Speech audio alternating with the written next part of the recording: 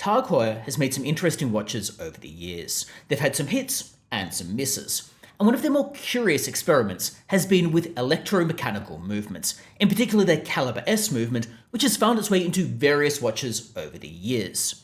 Now in particular today, I'm going to talk about the Calibre S SLR Laptimer, which was notionally a tie-in with Mercedes-Benz for the SLR McLaren car.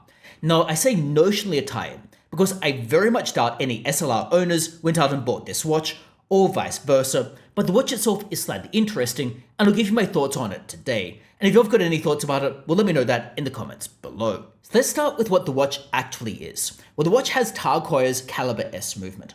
The Calibre S is an electromechanical movement. The glossy marketing pitch is it combines the best of a quartz movement with the best of a mechanical movement. It has the accuracy and reliability of a quartz movement with the movement feel and the emotional attachment you would get with a mechanical movement. Now we'll leave it to you to decide whether it has the best of both worlds or the worst of both worlds, but that at least is how Tag Heuer is pitching it. Now the movement has various different complications in it. So for example, it has a chronograph and it has a perpetual calendar up to 2099. The movement has 230 parts in it, and the chronograph boasts accuracy up to 1/100th of a second, which sounds all very impressive. However, I'm not sure anyone will actually test it. Now the movement, while being electromechanical, is ultimately battery powered. Now that to some extent has advantages and disadvantages. The clear disadvantage is it isn't actually an automatic movement. The clear advantage is the movement is actually relatively easy to service and replace. For example, I had mine serviced, which involved a complete overhaul of the movement, and that cost 420 Australian dollars. So much cheaper than a mechanical equivalent, which is rather nice, I guess. However, that's what the movement is. It is in essence a fancy quartz movement, really for want of a better word. I should probably also note that it has an inner bezel, which you can swivel around using the non-time setting crown. Now, like I've said, it has various complications in it, and I'll come back to how to use those in a second, because they're rather fiddly, and that's one of the major flaws I have with the watch. Now, we need to talk about how to actually use the watch, because herein lies one of my concerns. It's a little bit fiddly to use, and a little bit difficult to get used to, especially if you're cycling through watches in your collection. So we need to talk about how to set the time, how to set the date, and how to use the chronograph. So let's talk about how you would set the time. Now that would not ordinarily be a topic in a video like this. However, it's unfortunately more complicated than it needs to be in the Calibre S movement, at least in this watch. In an ordinary watch, what you would do is you would pull out the crown and then swivel it in order to set the time. However, with the Calibre S here, what you need to do is you need to pull out the crown, as you would ordinarily do, and then you need to press the buttons, the top and the bottom button, to move the time. So for example, what you would do is you would pull out the crown, and then you would press the top button, the A button, in order to move through the hours. And then once you're finished setting the hour, what you do is you press the B button to be able to go and set the minutes. Now that isn't hard, but it's not intuitive. It's not an ordinary way of setting the time. It's a little bit annoying to have to do that. And then you need to press the crown in, and if you press it in too far, you'll go into chronograph mode, and it just gets a little bit fiddly and annoying. What then about setting the date? Well, here it gets also complicated. What you need to do is you need to pull out the crown, and you put that into its out position, and then you need to press the buttons in order to go into date mode. So what you do is you press the bottom button twice, and that would put you into date mode. However, if you were already setting the time, you press the bottom button only once. Because you press it twice, you'll go too far and go into something completely different. So again, to reiterate, you would pull out the crown from the beginning, press the bottom button, so the B button twice, and then you go into date mode. Then from there, you can set the year. So here you'd be pressing the A button to set the year, and just iterate through the years, obviously up to 2099. Then from there, you press the B button or the bottom button again, and then you can press the A button to iterate through the months. And you press the B or the bottom button again, and then you can press the A button to iterate through the days.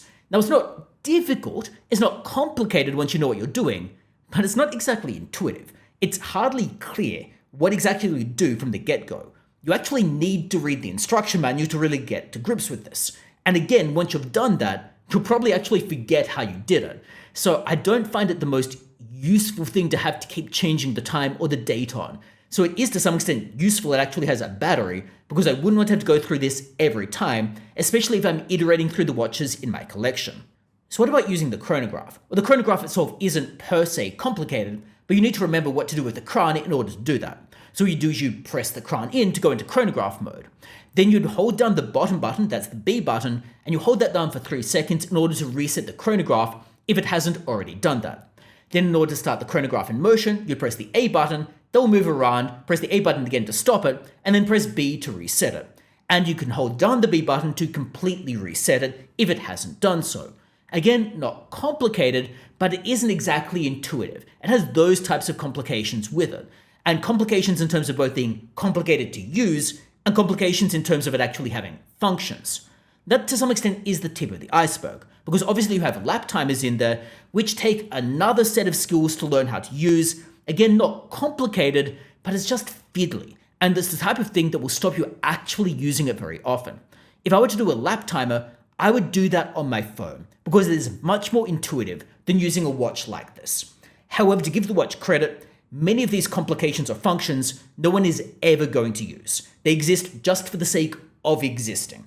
For example, I don't even set the date on my watch, so I suspect that many of these things just exist for the sake of existing.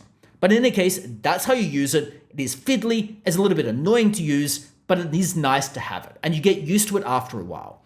If it's your only watch in your collection, you'll probably get used to it and be able to use it. If you're cycling through watches, it's probably going to annoy you after a while. What about the aesthetics and the appearance and the workmanship on it? Well, the aesthetics are something you can determine for yourself whether you like it. You can see the watch, you can determine whether you'd want to wear it or not. Now, personally, it's not exactly the aesthetic I would normally be wearing. I'm currently wearing a Cartier Tank XL, which is more the type of watch I would ordinarily wear. However, it is nice to have variety. And the finishing on the watch is generally well done for a watch in that price point. So the watch itself has a brushed stainless steel case. The brushed stainless steel works nicely. It isn't a fingerprint maglet. It works for the type of watch it is. It's a sports watch. The case finishing works for being a sports watch. Now, on the front of the watch, well, it's obviously brushed stainless steel. The buttons, so button A and button B, the top and the bottom buttons, well, they're kind of in a textured finish, which makes it easy enough to use and press on, but they are kind of spongy to feel. So they're not exactly the nicest buttons to use, but they at least have some texturing so your finger isn't slipping off. Now, the crown itself is signed on both sides, which again is nice, and they are both textured so that you actually get a grip on the crown. So they're actually functional in that respect. They would be useful if you're, say, out doing sports and your fingers are perhaps slipping a little bit. The crowns are actually practical in terms of how easy or not they are to use, although like I've indicated, setting the time and doing the other things is not exactly the easiest in the world, but in any case, actually using the crown is. Now, if we go through to the back of the case, well, again, we have some finishing on there. We've got the Tag Heuer logo, some wording and the lettering on there, and again, is nice enough. It isn't exactly the most interesting or unusual case back, but absolutely is perfectly fine for what this watch is. Now, in terms of overall aesthetics, well, to some extent, it reminds me of when the watch was made.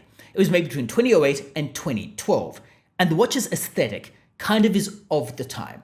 It reminds me of Oakley sunglasses. It reminds me of Darude music videos. It reminds me of that type of aesthetic, and the watch sort of fits into that. I could see this in a Darude Sandstorm music video. I'm not totally sure that I'd see it being made right now, but again, variety is always nice. Now, if we look at the dial itself, the dial is actually reasonably nicely finished. It has this vertical stripe patterning in black on this dial. And again, if we look at the sub-dials, again, those are kind of nicely patterned as well. So the dial is well finished. The case, I think, is reasonably finished. Everything is quite well done, or at least done to the standard you would expect of Tag Heuer. We also need to talk about the watch's size, because at least on paper, it's rather hefty. The case diameter is 47mm, which sounds pretty gargantuan, and the case thickness is 13.6mm. However, the watch feels like it is much smaller than what the measurements would suggest. It wears like a small 47mm, if there is such a thing. It feels like it is much less hefty than what the dimensions might suggest. So for example, say we look at it side by side next to my 36mm Rolex Datejust, you can see a difference in the width and the diameter, but it isn't so gargantuan that it's necessarily eye-watering. I'll leave it to you to decide whether or not that case size is appropriate for your wrist. However, I don't think it's too massive overall. Now, if we look at the strap, well, this one is in rubber, but you can also get stainless steel. The rubber strap is again quite nice. I found it reasonably comfortable to wear. It hasn't been irritating my skin. I quite like it. Now, the rubber strap kind of has some texturing on it, which is designed to mimic the SLR McLaren car and the grills that it has on it, or at least that's my interpretation. I'm not totally sure the tie-in was necessary. I don't think it achieved much from marketing, but at least if they're going to call the watch an SLR, at least they've carried that through to the strap. The clasp on the back is a buckle-down clasp. Again, functions perfectly okay. Nothing untoward to say about that. It has SLR spelled out on it, which is nice enough. So the watch overall has decent enough finishing. The materials are nice enough. The brushed stainless steel is nice. The rubber strap is nice. All of the details are nice enough and are practical enough to use, albeit obviously with a caveat that is a little bit fiddly and complicated. However, I think the watch might be looking a little bit of its time period, a little bit of the 2000s. And I don't necessarily hate that, but it's not necessarily the type of watch I really like. But again, that's really a matter of personal preference and whether you want something that looks kind of like that in your collection. In any case, those are my thoughts about the watch, about its appearance, about its functions, about how complicated and fiddly it is to use, and the advantages and the disadvantages. If you've got any thoughts about the Heuer Calibre S, and in particular the SLR, well, let me know that in the comments below. And otherwise, thanks a lot for tuning in. Don't forget to subscribe, and hopefully I see you next time as well.